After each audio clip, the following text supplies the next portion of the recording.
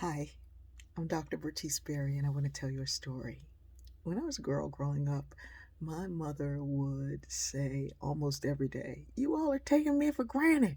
You're taking me for granted."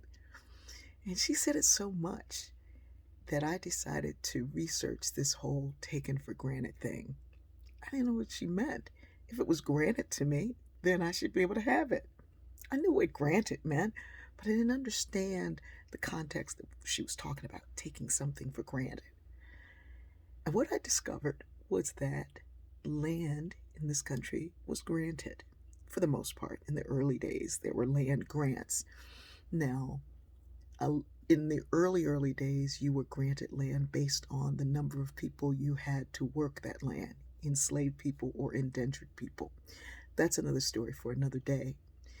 Um, but if you were granted this land, it was granted on the condition that you were going to make improvements on it.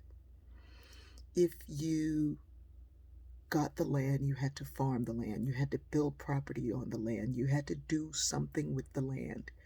Or, over a certain period of time, if you hadn't made improvements upon the land was taken back. So, to be taken for granted meant that you were granted something that you didn't improve upon, and therefore it would be taken back. The interesting stories, like the one of Pierce Butler, who had all this land and all this property and all these things, but he was a gambler and was in debt, and he needed to make some money fast, and they assessed all the land and they assessed all the properties, and they were like, yeah, that ain't worth nothing. The only value you have are the enslaved people, and therefore 463 enslaved people were sold away during a 2 day period of March 2nd, March 3rd in Savannah, Georgia, in a time we call weeping time, the weeping time, because the skies opened up and poured and they said God was weeping. Taken for granted, if something is given to you, bequeathed to you, and you don't do anything to make improvements upon it, a relationship, a home to live in, a gift, you don't do anything to make improvements on it, then it can be taken back.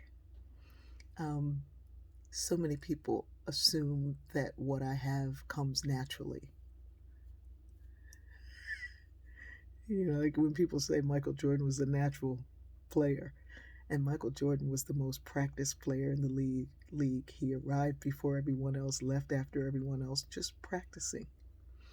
But people assume that I get up and I can just sit down and just tell a story that evokes something from you, that makes you see, that makes you know.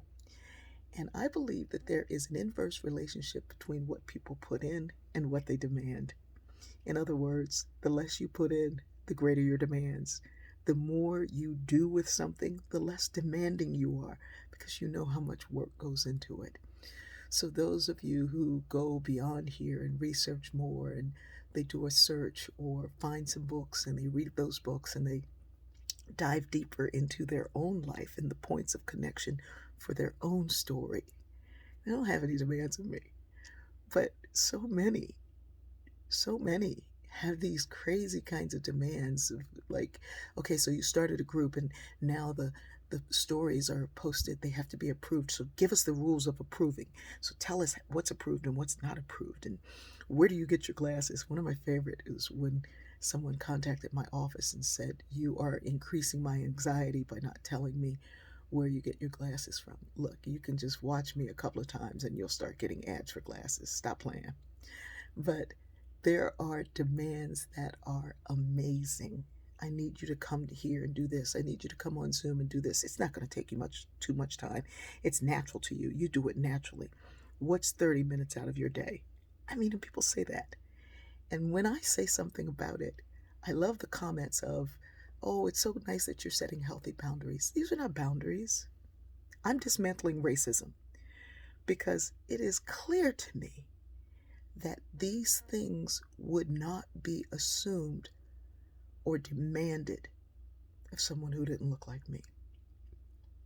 It is very clear because of my experience and because I have a degree in the area, a couple of them. When we take the lives of others for granted,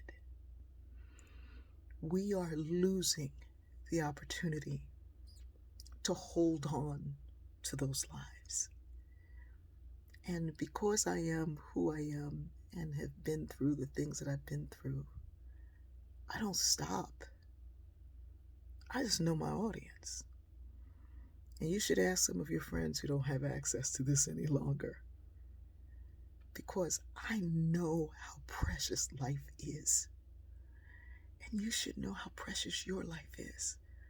The only point of these stories is to wake up something in you that connects to the story of your parents, known or unknown, of your family, realized or not, of the value that you have to so many people around you, whether you can see it yet or not. You are a valuable, precious gift to the planet. And you know that if you don't do something to maintain it, hone it, and improve upon it, it goes away. So do not assume that anything that I do is something that I can just wake up and magically do because of that black girl magic. This is work, and it is joy because it is purpose. And I will never take that for granted. I love you.